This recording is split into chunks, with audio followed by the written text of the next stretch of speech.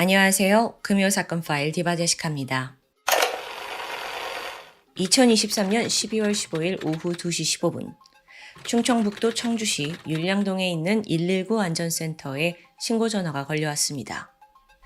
지금 저희 어머니가 가슴에 칼이 찔렸어요. 상황이 위급하다는 신고에 경찰과 구급대원들이 즉각 현장으로 달려갔죠. 그곳은 율량동에 위치한 한 노래방이었습니다. 대원들이 안에 들어서니까 칼에 찔린 중년 여성이 쓰러져 있습니다. 피투성이가 된 채였어요. 급하게 응급처치를 시도하려 했지만 이미 시신의 강직이 보였죠. 피해자는 이 노래방의 점주인 65세 B씨입니다.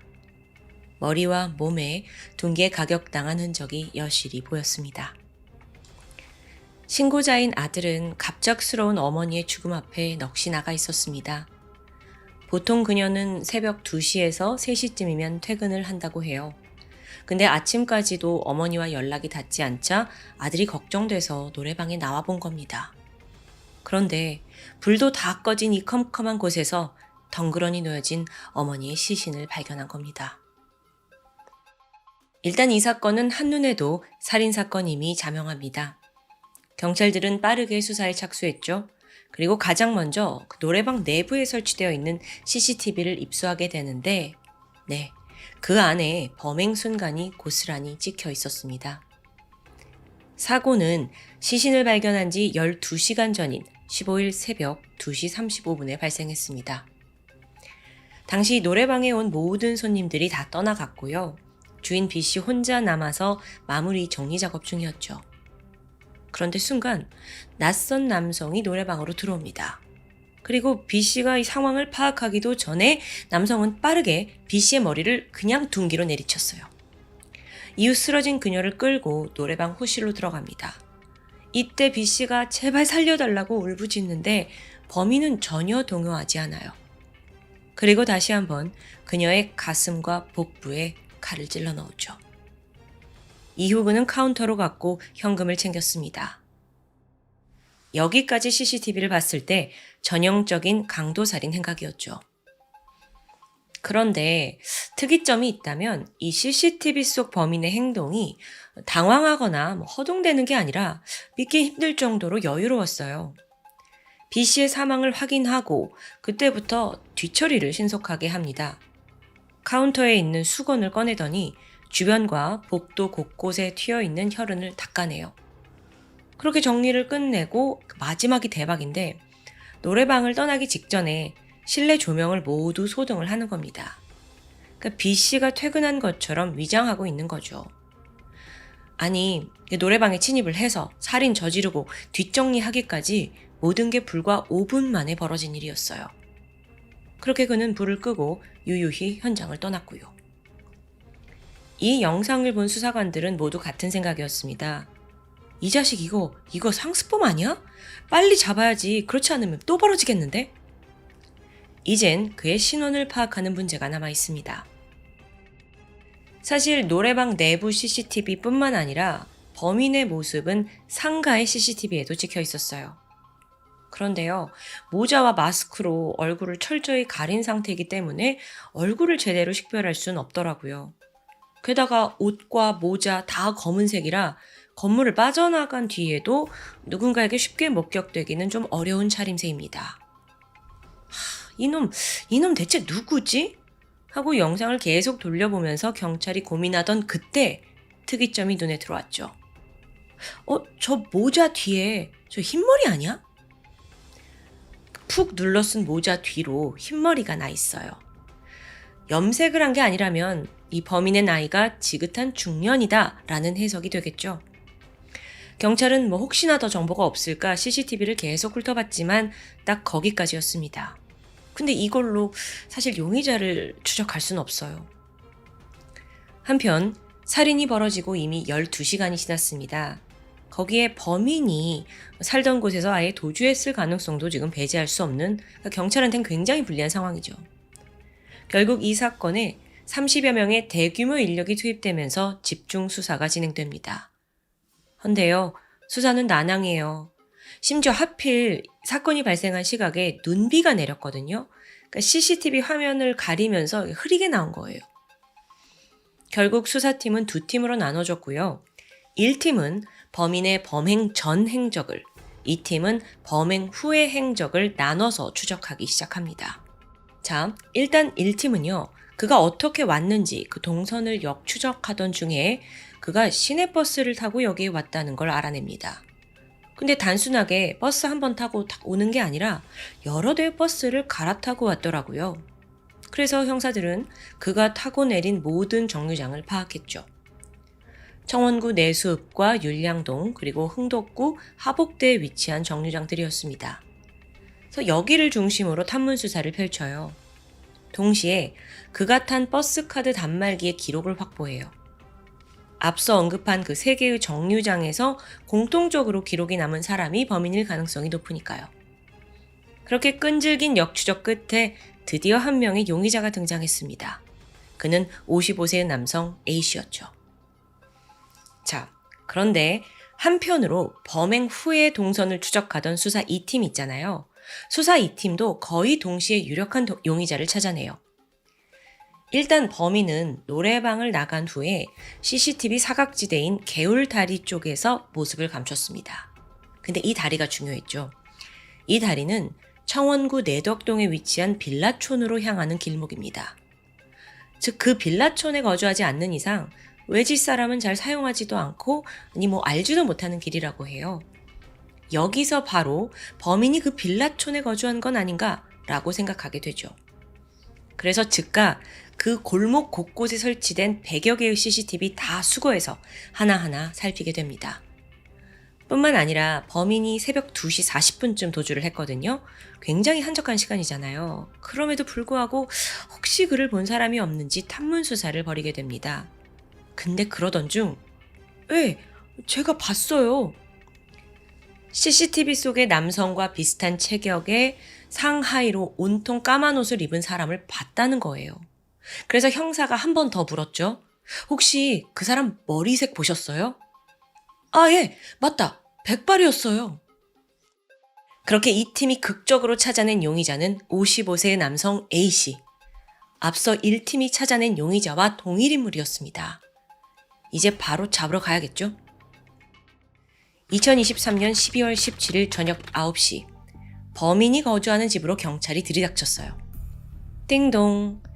문을 열어주려고 나온 A씨를 경찰이 바로 결박합니다. 그러면서 집 안을 보니까 이 사람이 여태껏 컴퓨터로 무협지를 보고 있었더라고요. 그런데 잡고 보니 A씨의 행동이 어딘가 좀 이상해요. 말이 심하게 어눌해서 대화가 잘 안 되고요. 몸도 제대로 가누지 못하고 있었죠. 그러면서 그가 더듬더듬 거리며 저는 은퇴한 70대 교수입니다. 라고 자신을 소개합니다. 무슨 소리야? 분명 주민등록상 55세인데 무슨 70대 교수? 그러고 보니 이 사람 횡설수설하는 게 마치 치매를 앓고 있는 듯 보였어요. 그러다가 방 안을 경찰이 수색하고 있었는데 경찰의 눈에 특이한 게 들어왔죠. 곳곳에 일본도를 비롯해서 여러 칼, 도끼, 단도, 화살 같은 다양한 종류의 흉기가 진열되어 있더라고요.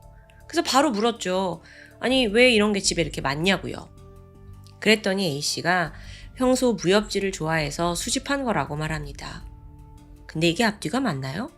몸도 잘 가누지 못하는 70대 치매 노인이 단순한 취미로 무기를 수집한다고요? 그런데 이와 동시에 다른 수사관의 눈에 결정적인 증거가 포착돼요. 그건 바로 방 한켠에 꽁꽁 숨겨둔 검은색 모자. 이거 CCTV 속에서 범인이 착용하던 것과 동일한 디자인입니다. 그렇다면 지금 이 사람 완전히 연극을 하고 있는 거예요. 잠시 후에 A씨가 경찰서로 연행이 됐죠. 근데 끝까지 치매 노인 연기를 하면서 행세를 하면서 혐의를 다 부인해요. 하지만 이때 경찰은 오히려 코웃음 쳤습니다.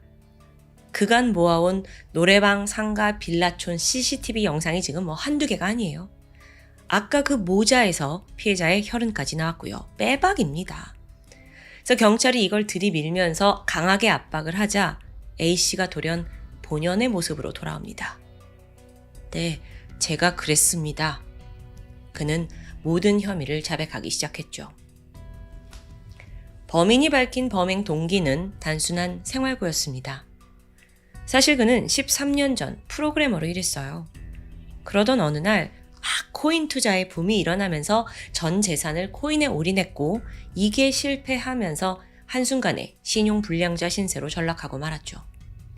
지난 몇 년간 친구와 지인들에게 돈을 빌려가면서 근근히 살아왔습니다. 하지만 돈은 턱없이 부족해요. 그래서 살고 있던 집도 월세가 몇 달이나 밀린 상황이었고요. 그렇게 찢어지게 가난한 자기 삶을 한탄하던 A씨가 별안간 생각의 회로를 바꾸게 돼요. 그깟 돈 그냥 훔치면 되는 거 아니야? 내가 돈 때문에 이렇게까지 불행해야 돼? 사건 발생 하루 전인 12월 14일, 그는 품속에 2자루의 흉기를 숨긴 채 집을 나서게 됩니다. 마치 먹이를 찾는 하이에나처럼 범행 장소를 물색하러 다닌 거죠. 그러면서 최대한 인적이 드물고 또 동시에 현금이 있을 만한 곳이 어디일까? 그렇게 떠오른 게 홀덤바였어요. 홀덤바가 요즘 좀 주변에 많이 생기고 있지 않나요? 여기가 성인들이 술을 마시면서 이제 카드 게임을 즐기는 장소입니다. 그러니까 당연히 현금도 많이 있겠죠? 그래서 A씨가 홀덤바를 기웃거리는데 아차! 여기는 늦은 시간까지도 도저히 사람이 줄질 않아요. 인파로 막 북적거리는 겁니다. 그래서 홀덤바를 포기하고 나오던 길에 문득 한적한 곳에 위치한 B씨의 노래방이 눈에 들어왔습니다. 저기구나 싶었고 그때부터 약 2시간 정도 주변을 맴돌게 돼요. 그러다 새벽 2시 반, 마지막 손님이 떠난 걸 확인한 후 그는 주저없이 안으로 들어갔습니다. 그리고 중년 여성 B씨를 칼로 찔러 살해한 후 서둘러 돈을 챙겨 도주했죠. 자, 지금 CCTV 증거도 혈흔도 확실하고 또 이런 자백도 받았으니까 수사가 잘 진행될까요? 아니요. 돌연 범인이 자기가 그때 만취한 상태라서 범행 과정이 전혀 기억나지 않는다고 갑자기 말을 바꾸는 겁니다. 네, 이거 예상대로 주치 과명을 노리는 거예요. 근데 여기서 이 사람이 정말 술을 마셨는지가 중요합니다. 경찰은 다시 그의 행적을 꼼꼼히 살펴보게 되죠. 범행을 저지르고 15일 오후 1시 30분입니다. 다음 날이 됐죠. 범인이 청주대교 인근에서 지인을 만났고 10만 원을 또 빌리게 돼요. 여기에 앞서 노래방에서 훔친 돈 50만 원을 더해서 밀린 월세의 일부를 갚게 됩니다. 그리고 이때 집주인에게 그 나머지 내가 아직 주지 않은 돈은 금방 주겠다라는 메시지를 남겨요. 그리고 다시 버스를 타고 또 다른 범행을 모색하게 된 거죠. 특히나 전날 저지른 그 첫 범행이 성공했다. 여기에 자신감을 얻었는지 인적이 드문 노래방을 특별히 찾아 헤맸습니다. 자, 여기서 그는 분명 추가 범행을 저질러서 남아있는 월세를 갚으려고 한 게 추정이 되죠. 다행히도 그건 벌어지지 않았지만요. 근데 만약에 이 사람이 술에 잔뜩 취해서 심신미약으로 아무것도 기억이 나지 않는 상황이라면 이렇게 그 범행이 끝나고 다른 범죄까지 계획할 수 있었을까요? 이게 상식적으로 말이 되지 않았어요. 물론 나는 좀 한숨 자고 일어났더니 다시 정신이 말짱해졌다 라고 말하겠죠. 근데 글쎄요. 과연 판결 결과는 어땠을까요? 사건 발생 5개월이 지난 2024년 5월 재판이 열렸습니다. 범인 A씨는 재판 내내 내가 정신없이 취한 심신미약 상태였다. 선처를 좀 해달라 호소를 합니다. 하지만 재판부는 이걸 받아들이지 않았어요. 미리 범행을 철저히 계획했죠. 흉기 가지고 나갔으니까요. 게다가 결정적으로 범행 후에 노래방 불 끈 거 기억하시죠?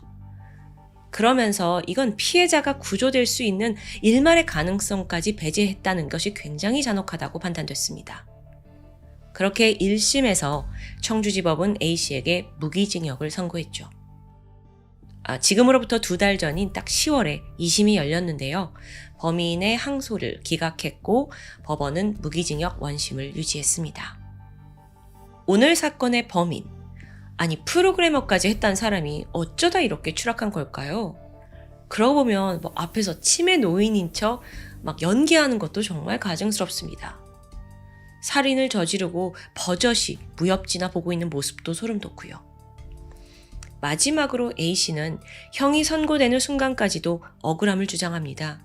그러면서 아이고 제가 기억이 안 나긴 하지만요. 범행은 인정했고 또 깊이 반성하고 있어요. 라고 말했다고 해요. 근데 이게 더 황당하지 않나요? 아니 앞뒤가 맞지 않아. 기억이 나지 않는다면서 무슨 반성을 해요. 여전히 그의 말에선 진심이 느껴지지 않았습니다. 여러분은 오늘 사건 어떻게 보셨나요? 지금까지 금요사건 파일 디바제시카였습니다.